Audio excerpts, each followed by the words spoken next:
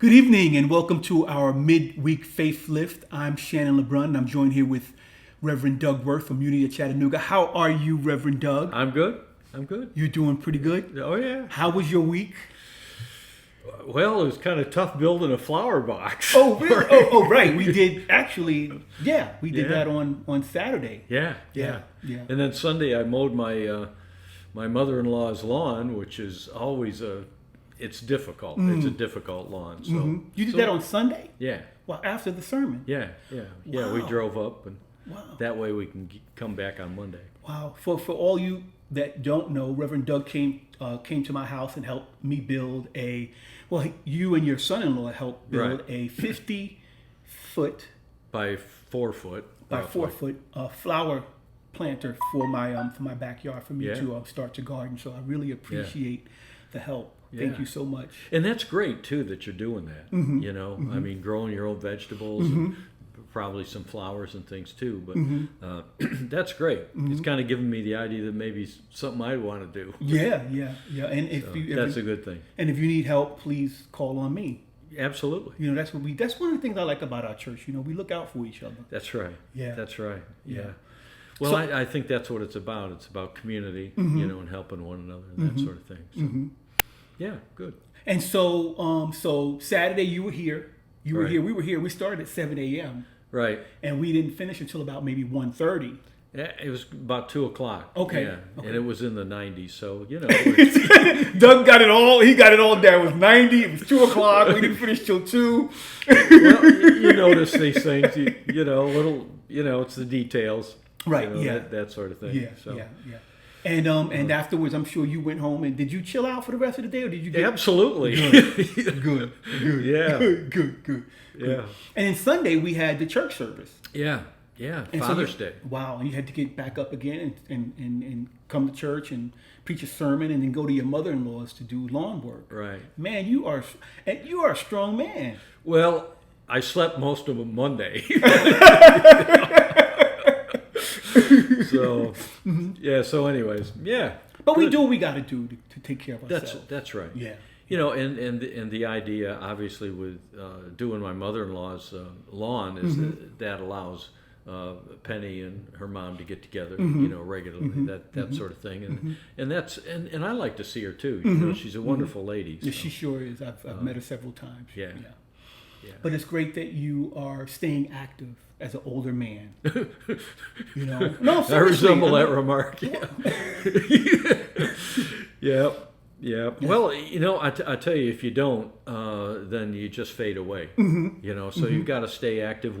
And the other thing, you need to know your limits too. So, I mean, there's some things that I don't do anymore, you know, that I used to do. But, and I'm, you know, if I get tired, I take a nap. Yeah. It's in the, you know, at this stage of the game, you can do that. Right. So, Yeah. Naps are important. It recharges us. oh yeah. Well, it's important to keep your energy level up. You know, and you do that in many ways. Some of it's physical, more than anything else. It's emotional and it's mental. You know, and if you take a look at like Socrates and some of those philosophers and people who are very active mentally, Oliver Wendell Holmes, they live into their 80s and 90s. You know, even back in the Greek days, without the medical training and stuff that we have today. So you got to keep active. You know, mentally, emotionally, physically, all that kind of stuff. So, what are some of the things that you could do mentally and emotionally to stay active? Well, mentally, it's just kind of keeping in play what you're curious about. You know, I remember again a quote from Oliver Wendell Holmes. He was I'm trying to remember how old he was. I think he was in his late 70s, and he had always wanted to learn Hebrew. Now, Hebrew is a very difficult language. Okay, there's High Hebrew, and then there's the Hebrew that people, you know, would speak, and then the written language is something almost entirely different. Not entirely, but there's some idiosyncrasies there. And he always wanted to learn Hebrew so that he could read, you know, some of the early texts of the Bible for himself without it. And so he goes to take the class, and the professor looks at him and he says, do you, I mean, do you really want to do this at your age? Right. And he looked at the professor and he said, well, if not now, when? Right. So, he, and I'll tell you another Oliver Wendell Holmes story. He's sitting on the bench at about 95 with his buddy, and they're feeding the squirrels, right? And this lady walks by who's probably in her 60s or so, and she's walking a dog, And being two old codgers, they kind of watched her walk by, and he looks at his buddy and said, I wish I was 75 again. So I think, keeping mentally active, there are many things that a lot of us wished we could have done, I've got a friend of mine now who is retired. It's about the same age as I am. Well, actually, I think he's about 6 years older. And he's going back to school to, do something. I forgot what it was. I think it was something to do with computers and electronics and things like that. But he was always curious about that. And so, I think keeping mentally active is number one. I think that we are definitely. I think that you have been keeping mentally active as far as being the new senior pastor for Unity of Chattanooga. I mean, you've had to prepare the sermons. That's right. on a regular basis, and that requires research. Yeah, it does, and it requires a fair amount of reading. It requires a contemplative life, reflecting and thinking about what you read, and in other words, what does it mean to you, and how do you present this to an audience, and those sorts of things. So. Yeah. And then all of a sudden you have to do these damn Zoom classes. It's totally out of your out of my comfort zone. Comfort zone. Yeah. So that's got you. I'm sure it's got those receptors charged up, man. Oh yeah. To get you going. Yeah. Yes. I think you're probably sharp as hell right now. Well, I don't know about that. I know where the dull edges are. Let's put it that way. And Zoom is one of them. I think you're doing a great job. Really. Well, thanks. Yeah. Thanks. Yeah. The interesting thing about Zoom, I was talking with somebody last week about it, and we were just kidding a little bit. He said, so what are you doing? And I mentioned the Zoom classes, and he started laughing.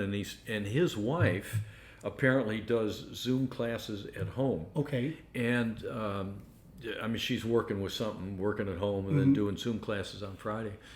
And he was laughing a little bit. He said, because I'm home too, and I'm in the next room or down the hall or whatever, and all I ever hear is, "Can you hear me now? Wait a minute. Can you see the picture?" That sort of thing. Right. So he says it's not a simple thing, and of course the stuff we've been doing with Zoom classes, it's not just bring up a picture and talk. Right. We've been doing videos. We've been doing PowerPoints. Yeah, you've been in the mix of how it the hard part of it. Exactly. Yeah, I'd like us to get into breakout rooms eventually where we kind of do little groups. Right. Which I think would be great for us as a sure. church one day. Coming attraction. Yeah. Coming attraction. But speaking of preparing sermons, you prepared a wonderful sermon on Sunday. Thank you. For Father's Day. Yeah. Also, that was Juneteenth Day, and I think I want to thank Phaedra and Mona for and also you for honoring that day. That's right. That's not something that's real easy sometimes for people to kind of acknowledge. I mean, this is only the second year that United States have actually identified or actually set aside a day of regular holiday for that particular day, and it's not easy for people to kind of acknowledge that or talk about that. So I want to thank the church. Thank you. I think it's new, and I hate to say this, but I was really not aware of it. What I saw on my calendar, okay, Father's Day, I'll prepare something for for Father's Day, and I really didn't. I didn't ask any questions about Juneteenth, and I hate to say it, but part of the reason for that is every day is something. Today is Banana Split Sunday. Tomorrow is Golden Retriever Day. Every whatever that seems like every day has something to do with it. So when I saw Juneteenth, it just, for me, okay, just I didn't pay any attention to it, okay. Well, I did pay attention to Father's Day, so that's why I did it that way. And I think next year I'll probably do something on Juneteenth. I think although if you feel maybe you didn't pay attention to it, I think the church as a whole paid attention to it. Oh, sure. Phaedra Yes, they did. acknowledged it, and Mona acknowledged it the week before. Yeah. And also your sermon really spoke to Juneteenth. I mean, I don't know if you know it or not, but the first thing that came out of your mouth during your sermon was "Our Father." Yes. And what that means. Exactly. And can you tell the viewers what that means? Yeah. And what you said it meant, or what it means, that Lord's Prayer, Yeah. Well. and what it did to society at the time. Well, in terms of society in the background, what we opened with basically was a little bit of a discussion about the general, for lack of a better word, theology, okay, that was prevalent in the Middle East at that time, around the Mediterranean. And the Greeks had all their gods, okay, and the Romans had their gods, and Greece and Rome were the two big powers in that particular area. And all of their gods and their hierarchy and that sort of thing reflected pretty much the way that kings and male figures acted. Okay, in other words, Zeus had his lightning bolt scepter and that sort of thing. And so there was throughout the Middle East at that time, including the Hebrews. I mean, their Hebrew gods in the northern tribes was Elohim, and in the southern tribes was Jehovah. All right, two different names, but the deity was basically the same. It's remote. It's this is the law, follow the law, or there's bad things going to happen to you. So it's this powerful male entity, unseen, and all you got to do is screw up once, and you're toast. And you're toast. Yeah. And so that was the predominant feeling. And the prominent theology. And Jesus had a completely different way of looking at that.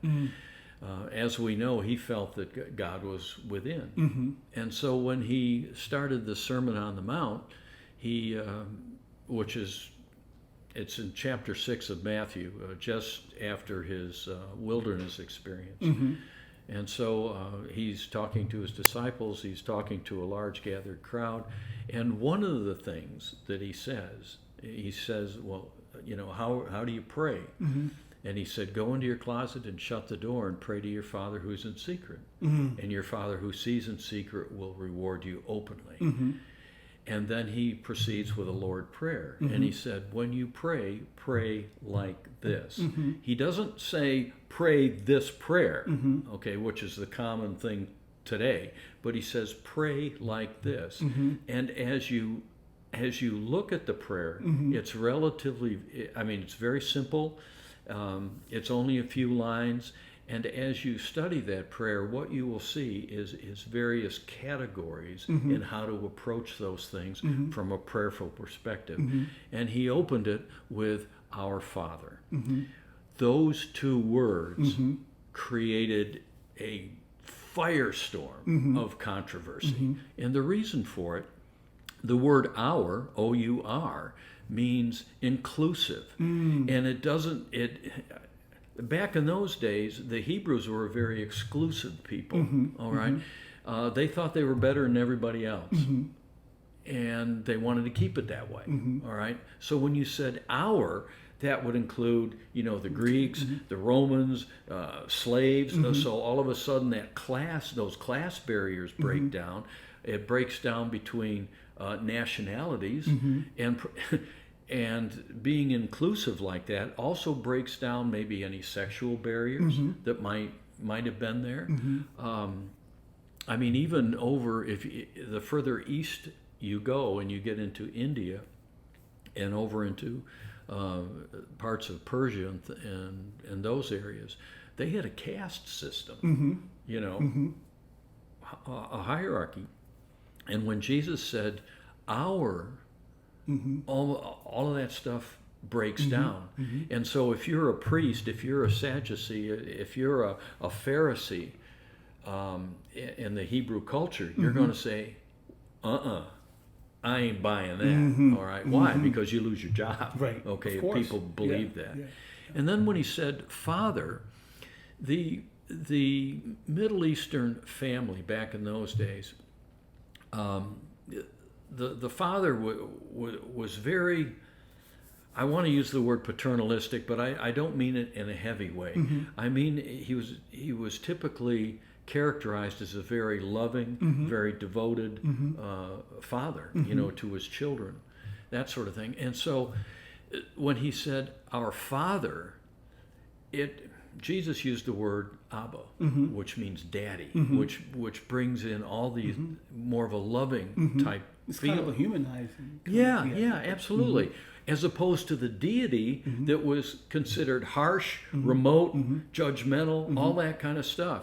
And so when he said our Father, it broke down all those class barriers. So Jesus comes with a different view of Exactly. God. Yes. And this view is more loving, more caring, more gentle, more forgiving, more understanding, Right. more accepting. Right.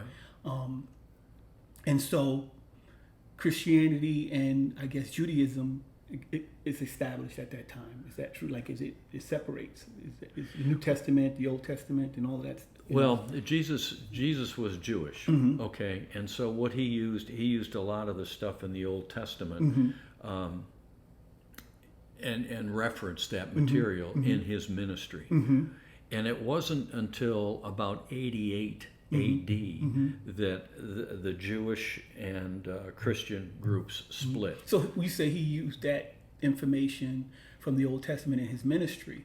Did he reinterpret it, or did he use it exactly as it was, or did it mean something different to him? Like when he used it, I think it meant something entirely different to him. and with it was the message more loving and caring and supportive? Absolutely. And Yeah, more so than the other. You have to remember that the Jewish people at that time, they had the law and the prophets, okay, but Moses was the lawgiver, and they followed what they called the Mosaic law, which was the Ten Commandments. All right, so they looked at Moses, they looked at the Ten Commandments, and they felt, okay, this is the law.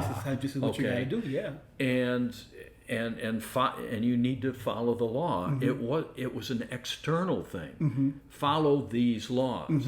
Whereas Jesus said that, well, that's all well and good, but there's something so much greater in here.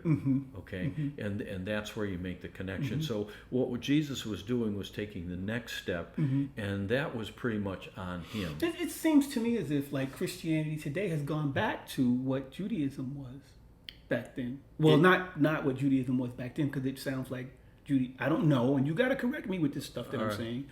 It sounds like Judaism is still that way. I don't know. Well, there's actually three practicing parts of Judaism right now. Okay, there's the very conservative. There's the Orthodox, or there's the Orthodox, the conservative, and then the Reformed. Okay, and I've had experience in several Reformed synagogues. Got to know the rabbis very well, got to know some of the people, have attended their services, that sort of thing. And what I can tell you about the Reformed part is that it's very close to what Unity teaches. And I have heard some wonderful sermons from rabbis on the Reform side. Now, I've never attended the Orthodox or the conservative, so I can't comment understand on that. About the Reform side. What about the evangelicals today? The evangelical Christians. Yes, today. It seems to me, just based on the God that you described earlier, that came from the Old Testament to some extent, it seems to me as if, and I could be wrong, but it just seems to me as if they're still following that particular way of thinking to some extent, because there are some people that are excluded from the love of God, it seems like. Right. There are some Christian churches out there that... I think one of the reasons why I found Unity is because I kind of felt that exclusion. Yeah. There's... When you get into some of the evangelical churches, there is a rigidity that is in there. This is right, this is wrong, type of thing. And basically what that does, that simply reflects the personality of people who believe that. Okay? People find themselves typically in a church or in a religion that matches their personality, one way or the other. Okay, and when you get into the evangelical side, it's very much right and it's wrong. You know, this is what you do, this is what you don't do, those sorts of things. Whereas unity it tends to take a more open view. In other words, well, maybe there's a wide variety, just like there's different people and different ways of looking at things. Unity honors that sort of thing. I think one of the things that's fascinating to me is that, you know, like when I think about that Lord's Prayer, you know, I think about, you know, when we start with that word Our Father, I think about praying to Jesus. That's what I've always done, right? Until I, you know, learned the unity way of doing things, right? And I learned that, you know, Jesus was a way shower, not the actual, you know, Almighty God. But that's who I praised for many years. Right. And I'm not sure why it's not understood today that Jesus Christ was not the Almighty God. Why? I mean, it's simple. It's simple as it can. Well, I think it can be that, you know, he was not, and he said he was not. He said, I think in some of his scripture, he said, you know, there's one higher than me. What somebody came up to him one time, this is in the scripture somewhere, and basically said, good teacher, addressed him as good teacher. And he said, why do you call me good? There's nothing good, I guess, except the Father Almighty. All right. In my opinion, what Jesus did is he developed and attained the highest possible what we call Christ consciousness, God consciousness available within the human vehicle. Okay, and he developed that. Okay, and he showed it, and he said, you know, you too can do this, and here's the path. Here's how you do it. And he always pointed higher, you know, to he didn't stop at himself. No, he didn't. Yeah, so he didn't. You know, I'm getting that. And yet he could do things that most of us would think only God could do. And so he said, the Father and I are one. Everything that the Father is and can do through this vehicle, I am. You know, that sort of thing. And there were others that I've read have come similarly, but maybe with a different way of obtaining that, a different message of obtaining that Christ-like presence. And maybe it wasn't called that Christ. I don't think it was called Christ-like, but a way of achieving that divinity, achieving that connection to God. Well, there are many throughout history. You know, as you look at it, that the history says that this person could do those things. All right. The only one that I'm really familiar with is Buddha. And Buddha was known to have done similar, had the capability of doing similar things, but he didn't. What he did is he chose to show people how to live a more blessed life. Okay, he was a teacher of the common man. Now, could he do some of the things that Jesus did? Well, there are stories that he could, but he chose not to, simply so that people. He didn't want people to worship him. He wanted people to follow him, to follow the teachings. And if you follow the teachings that he had, you would achieve a certain type of blessed life. For those of you who are not familiar with Buddhism, if you take a look at the Eightfold Path of Buddhism and just take a look at what those 8 things are, and then compare that to the Sermon on the Mount that Jesus had, I mean, they're very, very similar. What they're doing is they're talking about a way of thinking, a way of believing, a way of action that will bring you good things in this life. you know, and in the next. Your Father's Day message, real quick, was about power and love. Yes. How to manage that. Yes. As a father or as a person, period. Or a caregiver. Yeah. You gave some great examples. You Yeah. know, I think you gave an example with your grandfather Yeah. being one, and even your experience with your daughter. Yes. Managing that power and control. But there was actually 5. One was Charles Fillmore. You did give because that his father abandoned him. Right. You know, so how do you know?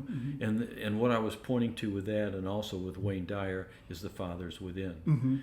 And I wanted to give an example using my grandfather, who was a very hands-on type of guy, versus my dad, who didn't have that hands-on ability, but he was always there in the background supporting. And then a story with my daughter, which just made me feel good, so I thought I would share it. But the whole idea of the message is that, you know, typically the male persona is all power and testosterone and force and those types of things, but there is courage, there's stability, there's love, there's a strength that has to be applied to it. And so all of those stories basically said, well, here's somebody who did it pretty well, all right, and how they combined them. And when I think about those examples that you gave, I tried to think of some examples on my own, just public figures, and I thought about, you know, Joe Biden, and I thought about Barack Obama. You know, these guys are very powerful people, and they demonstrate, you know, on a regular basis the power that they have, but at the same time they show the love. Also, there's a for caring, society. there's a caring yeah, side. Yeah, and they demonstrate that when the country has been, you know, tested in a variety of ways. You see that love that they have. Right. Can't say that for all the presidents that we've had. That's right. But I definitely noticed it in those two. Yeah. But Doug, I want to thank you for coming here today. I want to thank you for coming out again. I want to invite our viewers to our Sunday service this week. That's this Sunday at 11 a.m. Right. And right before that, we have the meditation movement that we do with Laura Noyes. I don't know if she's going to be. I'm not so sure either. I think she's going to be away in Oregon, I think. Okay. Yeah. Attending a wedding, I think. Yeah. But somebody will do that movement. Right. It's kind of a nice way to kind of loosen up, and it gets people talking and things like that. Yeah, I think that activity has helped us to transform into a more I don't want to say loving, but more connected, to let go a little bit more. Yeah, it loosens you up. Because after that, we're like crazy. We're like hugging and hey, I love you. You know, after that, so it's very helpful to do something like that. And of course, we have our potluck. Potluck this Sunday. This Sunday, yeah. And now, do you have your sermon already laid out, or you're not really sure yet? Well, there's a number of things that we're doing. Okay. So I'm focusing on Unity 101 tonight. Okay. But what I can tell you is that this coming Sunday, I'm going to do a talk that reflects this month in terms of the LBG. LBGTQ. Whatever it is. RSTUVWXYZ. Right. It's going to reflect something like that. Or something about that. And I haven't quite put it together yet. I have done some research so far, but I really think in terms of, they call it Pride Month, okay, and it honors the gay and lesbian community, as well as transgender and some of the other ones. So I'm gonna talk about that, and I think I know that this will probably be the first time I address that issue from the pulpit. So I'm kind of looking forward to see what I say myself. Yeah, cool. Because oftentimes I will sit down maybe a day ahead of time, maybe 2 days ahead of time, and just say, okay, God, you know, what do you want me to say? You know, and I'll think about it and then thoughts start to come, and I'll write those thoughts down, one here, one there, and many times I'll get stuck and say, all right, now what? A thought will come, a book will come, something will happen, and I'll put it down, And when it's all said and done, I'll look at it or listen to the talk afterwards and say, "Wow, that wasn't me." Right. So, anyways, we'll see what that is. So we should expect some sermon on something about the community, the gay, lesbian, transgender community, Right. For Pride Month.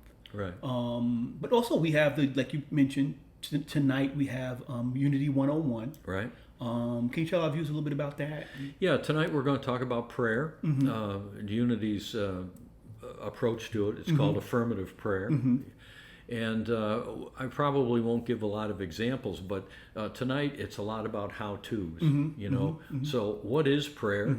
What isn't prayer? Yeah, I think this is a very important class because before meeting you, I thought I knew what prayer was, and then once you kind of laid down the steps to prayer, it was completely, you know.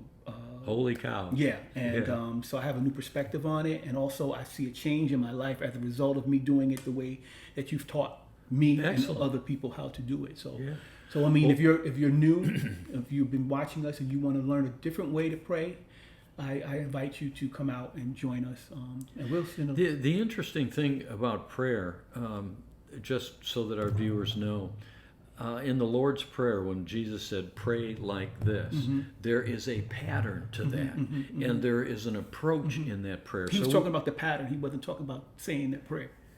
Yeah, Right. exactly. And I've come up with a prayer myself that says, okay, if you want to follow these steps, here's an example. Well, you've given it to me. Yeah. You don't have to use this, but these are the steps. And what I can tell you is that if you follow those steps and if you have a regular prayer life, your life will change. And this evening we've got a 7-minute video that I'm going to be showing as part of that. That's actually from a news channel. Something happened at one of the Unity churches, and they did some prayer work around it. And believe me, I mean, a literal miracle happened right in front of the firemen and everybody else that was there. Wow. So much so that the news crew came out and did a 7-minute video and put it on the news channel. So anyways, we're going to show that tonight. Well, if you're interested in joining us tonight, please send us a link. Send us an email to contact@unitychattanooga.org, and we'll get you the link to come to our Unity 101 class tonight on affirmative prayer. And then we have on Thursday, which is tomorrow, we have our spiritual connection group. Yes. That's Thursday at 6. At 6. I forgot about that group last week. I was actually at a veterans picnic that we had. It was around 4 o'clock here in Chattanooga. That's important but too. No, I mean, it is important, but it was over at about 4:35, and I came home and I went to sleep. Imagine that. Yeah, I realized that we had that spiritual connection group, so I missed it. But yeah, we invite you to come out. If you have any questions about the Unity 101 or you want to learn more about Unity, you're welcome to come to our spiritual connection group on Manufacturers Road on Thursday at 6 o'clock. Yep. Whole Foods. Doug, before we close, we've gone over 30 minutes today. We never go over 30 minutes. Yeah. Well. Yeah. You have anything else before we close? Nope. I think we're good. Okay. Well, we want to thank our viewers, and we will. We look forward to seeing you tonight. Unity 101.